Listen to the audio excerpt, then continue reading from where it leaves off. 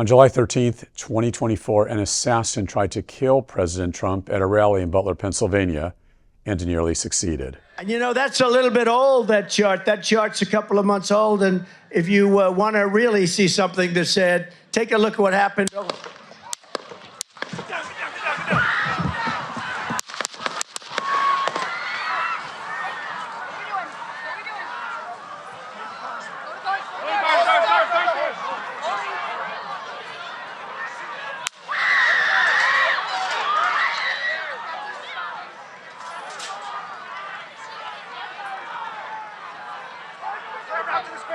Moving his hair. Hold. When you're ready. On you. Ready? Move. Up. Move. Go. Up. Hawkeye's here. Hawkeye's here. Move it to the stair. Stair, get ready. Stair, get ready. We ready? Shooters down. Shooters down. Are we good? Shooters down. Shooters down. Are we good to move? Shooters down. We're good to move. We're clear. We're Let's clear. move. We're clear. Let's move. We're clear.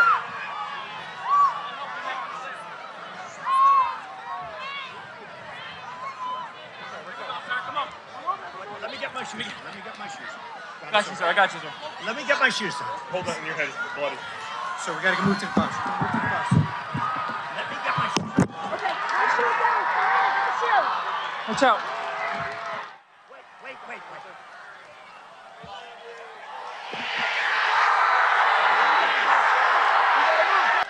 This failed assassination attempt was shockingly just millimeters from certain death as the bullet hit President Trump's ear, as we all witnessed in the now iconic video.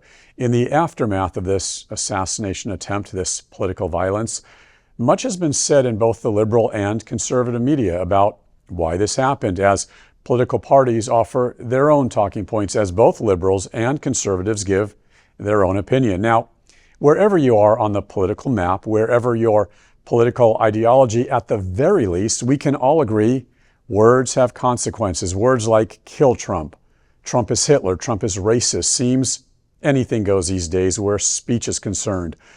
So what exactly is free speech and what is hate speech? Certainly there is no shortage of vitriolic words being said these days about both President Trump and President Biden. For Biden, things like Biden is senile, Biden is incompetent, Biden is corrupt, and certainly the debate over free speech versus hate speech takes on new life these days as polarizing events continue to divide us, continue to pour gasoline on an out-of-control fire. And this is not just about Trump or Biden.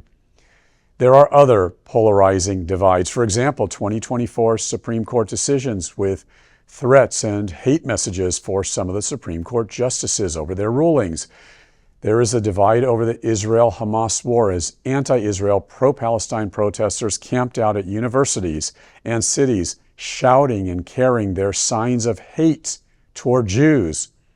Muslims and immigrants say they've been targeted. Yes, we have our constitutional rights. However, where do we draw the line over free speech versus hate speech? Joining me now to discuss this issue is an American icon in the field of law, and there is no better person to talk about this subject.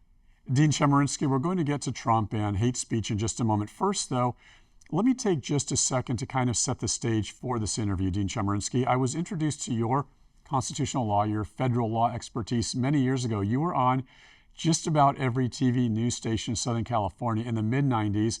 You were providing expert commentary about the O.J. Simpson trial. Fast forward to today, obviously so much has happened since then that has continued to divide us, continued to divide the races, the political ideology, divide religions. Now, in the early part of 2024, your university, Dean, Berkeley University, was one of the many campuses nationwide, just a firestorm for those massive anti-Israel, pro-Palestinian protesters, the encampments, the arrests, all that. This got even more personal for you, Dean, when during that spring, you and your wife hosted a dinner for your Berkeley law students at your own home. And here's what happened. Assalamu alaikum wa rahmatullahi wa barakatuh. Peace and blessings upon you all.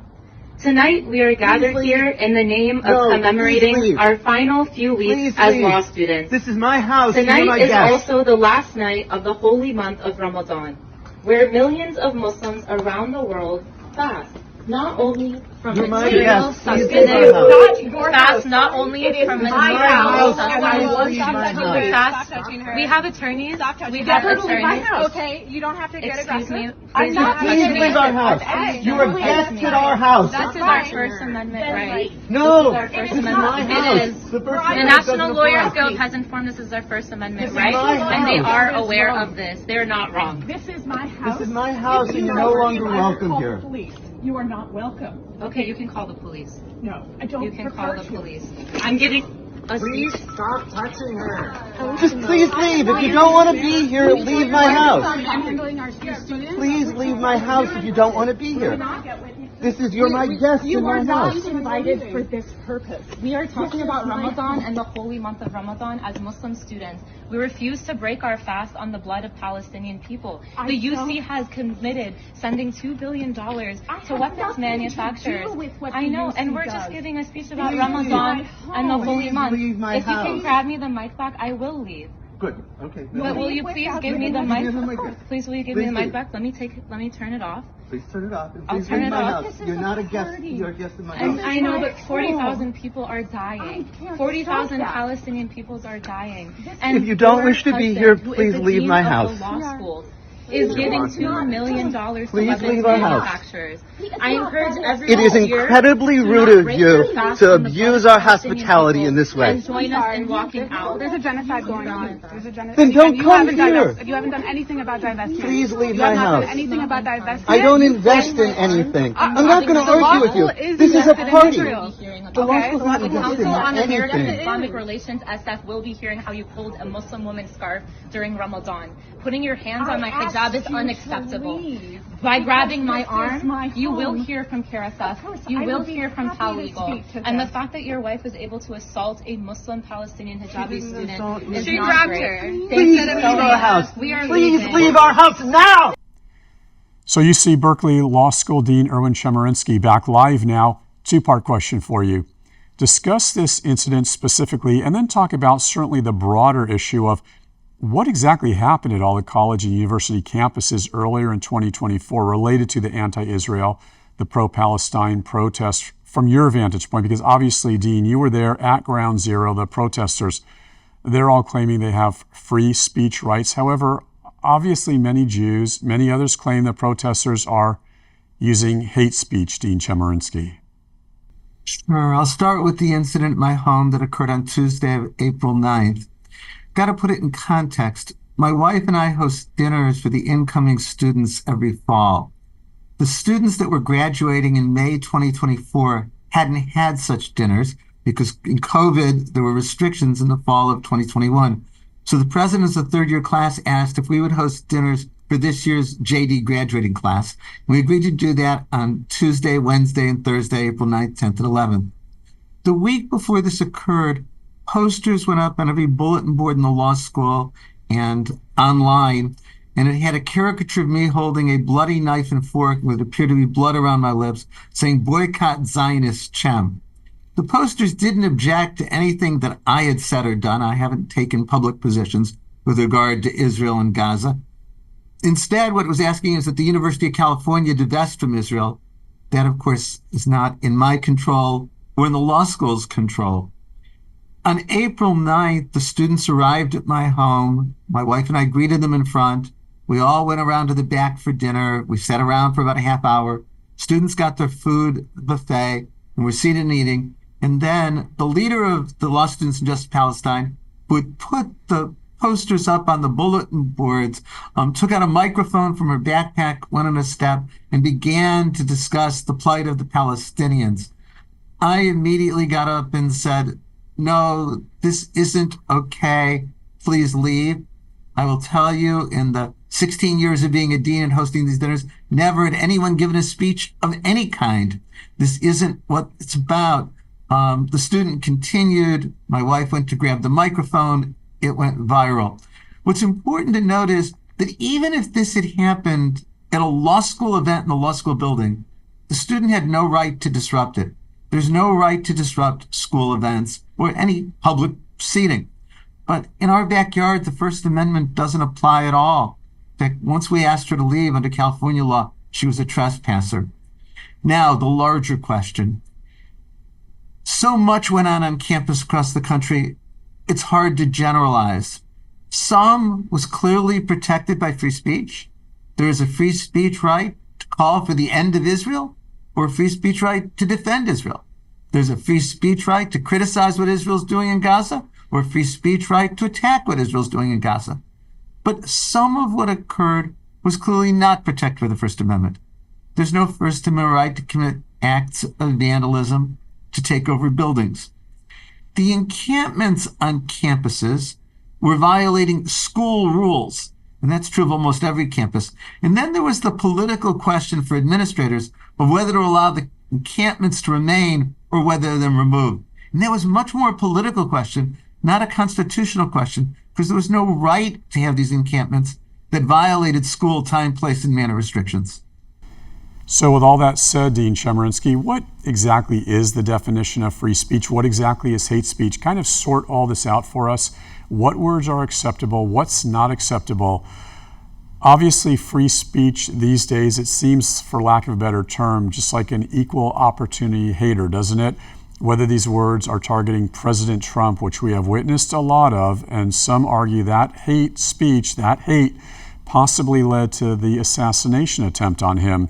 Then there's obviously the hate words towards President Biden. There's hate speech about Jews. We've heard death to Jews, death to Israel, etc. The hate words targeting Muslims, things being said about immigrants, hate towards conservatives, hate towards liberals, what have you. Focusing on the content of the speech now, as opposed to talking about rules about time, place, and manner for encampments. One of the most frequent questions that I get asked is, what's the line between free speech and hate speech? And that's a false distinction. The United States Supreme Court has made clear that hateful speech is generally protected by the First Amendment.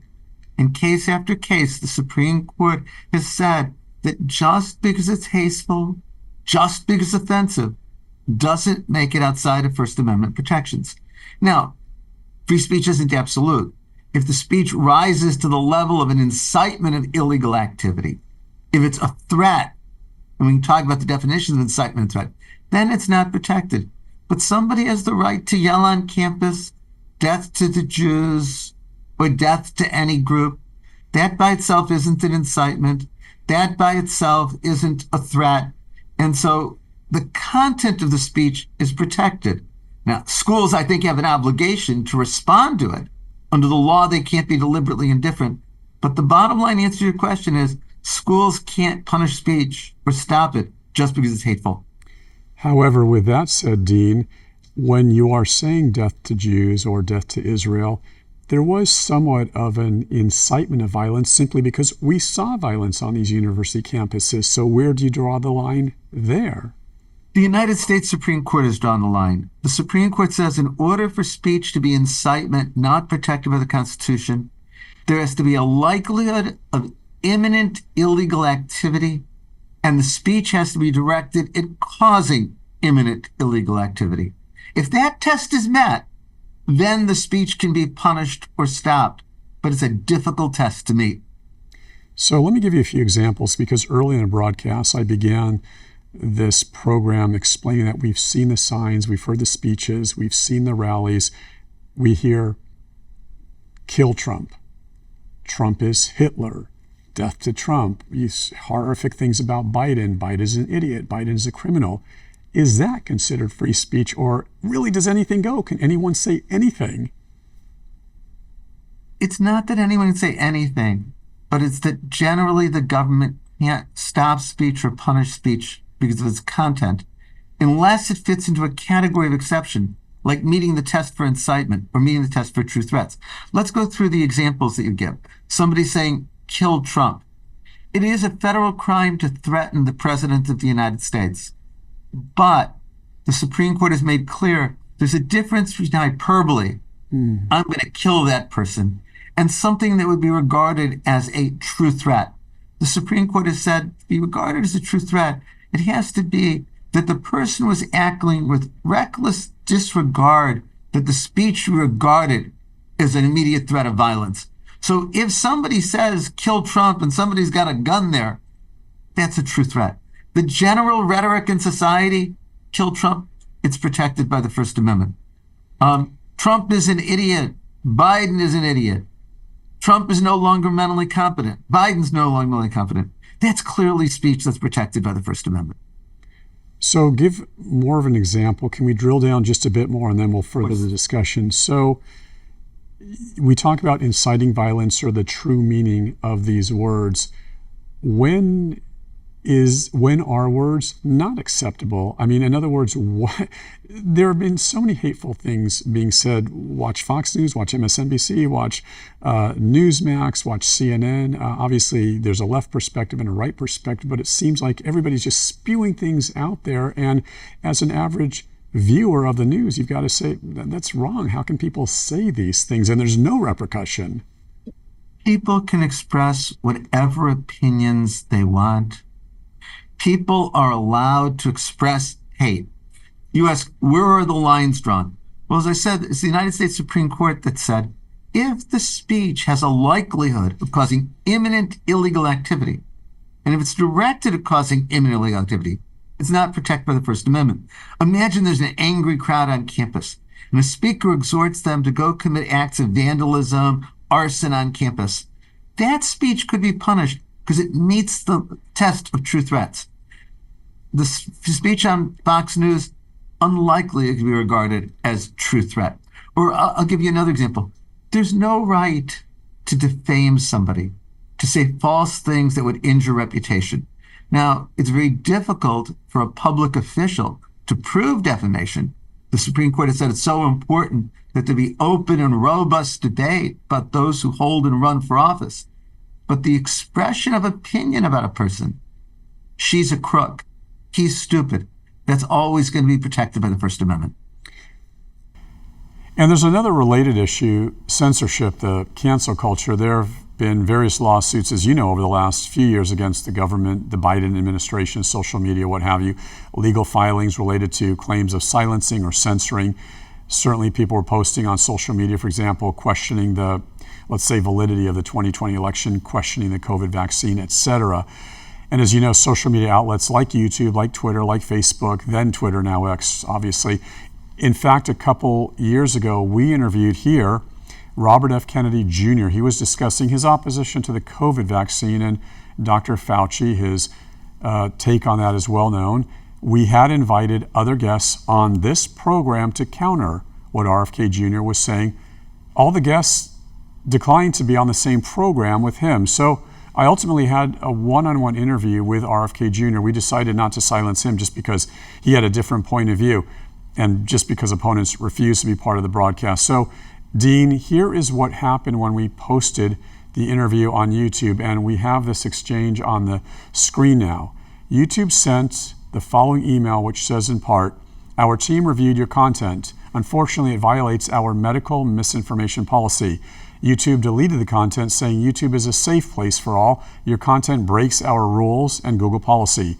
YouTube said the interview was medical misinformation on how to prevent, treat, and diagnose COVID, and how the virus is transmitted. Sincerely, the YouTube team. So I ask you, Dean, UC Berkeley Law School Dean, is there a freedom of speech issue to all of this? Can social media cancel you because they disagree with your free speech? Freedom of speech means that the government can't punish or censor speech. Freedom of speech doesn't limit what private entities do. So Google, Facebook, YouTube are private entities. They get to decide what to include or not include. Just as a newspaper gets to choose what to print or not print, just as you get to decide what guests to have or not have on your program, so do the social media platforms have the ability to decide they don't want to carry something. Freedom of speech, First Amendment, limits what the government can do. It doesn't limit what private entities, including social media platforms, can do. So at what point, though, can there be some pushback on social media? Because it seems this has all been politicized. And here on this program, this is a very centrist program. Yes, typically the media, and let's be honest, is certainly more liberal. I try to bring everything from a centrist viewpoint. We have liberals, conservatives on this program. We have Democrats. We have Republicans, far left, far right. It does not matter.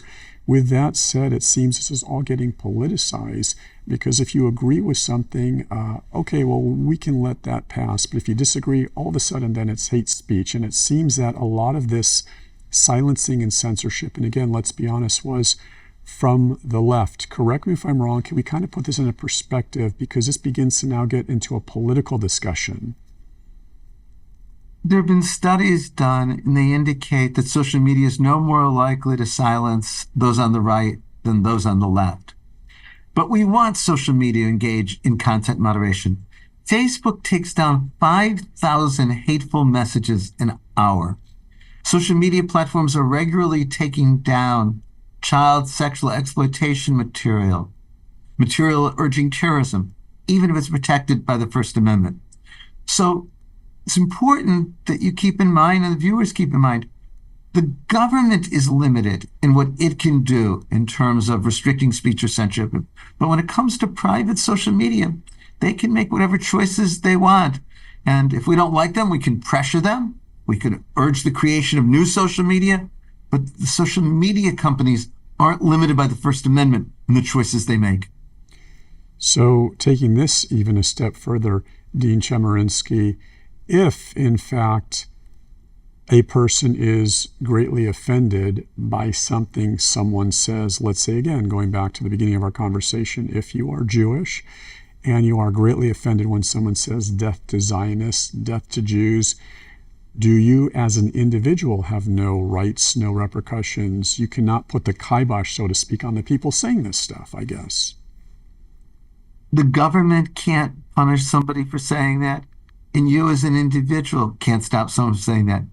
The presumption of the First Amendment is if you don't like what they're saying, exercise your own right to speech, bring in speakers of your own, but we don't silence those who we find offensive or we dislike. So a few examples, if there are any, in the past, have there been cases, Dean Chemerinsky, where people potentially could be brought up on charges or simply possibly illegal filing against them if, say, for example, they do say something that is egregious or that is a danger to, let's say, a person or a government or a society? Have there been any issues like that in the past?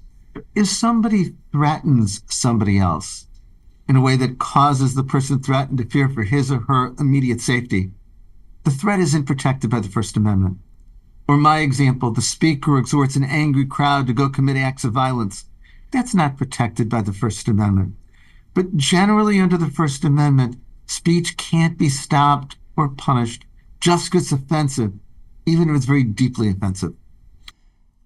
Thank you for that explanation. Yeah, as I've mentioned earlier in the broadcast, so many respected groups in our society say they've been the victims of hate speech. Jews are greatly offended with what they term Jew hatred and all the vile things the protesters said. Other groups, Muslims, for example, over the years, they say they've been the victims of hate speech. Many immigrant rights groups I've interviewed insist immigrants have been targeted with hate speech. Again, as I said earlier, there's no shortage of hate these days. Now, as this relates to you, let's kind of personalize this.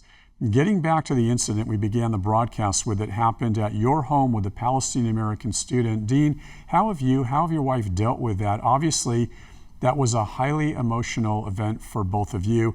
I've interviewed you over the years back to when you were the law dean at UC Irvine in Orange County, California. I've never known you to state your politics publicly, your religious beliefs publicly. You have really been so fair to the public, to all of your students. They really respect you and you're fair to them no matter what their backgrounds or ideologies. You've kind of built a law career treating everyone equally, never allowing your personal beliefs to get in the way of anything. I say that because this incident at your home must have been extremely difficult for you. Obviously, you, like anyone, has certain personal beliefs. It was enormously difficult. It was difficult to have a dinner at our home for graduating students disrupted. It was difficult for it then to go viral. My wife and I received many death threats and thousands of hateful messages. And it's one thing for me to get them. I assume a certain risk. I was dean at Irvine, I was dean here. All my wife did was agree that we would host dinners for graduating students in our backyard. So it was very difficult to see that. But ultimately, what we have to do is stand up for what we believe in. I let the posters remain on the bulletin board because I think there was a First Amendment right to put them up, even though they're hateful and anti-Semitic. And ultimately, I believe that my backyard wasn't a place for political speech during a dinner, and I stood up for that as well. Well, you are greatly respected in your field. I know your students and your peers and all your colleagues greatly respect you. I respect you for answering these questions. Thank you, UC Berkeley Law Dean Erwin Chemerinsky, for a great interview. I so appreciate you being here. Anytime. Thank you so much for your kind words.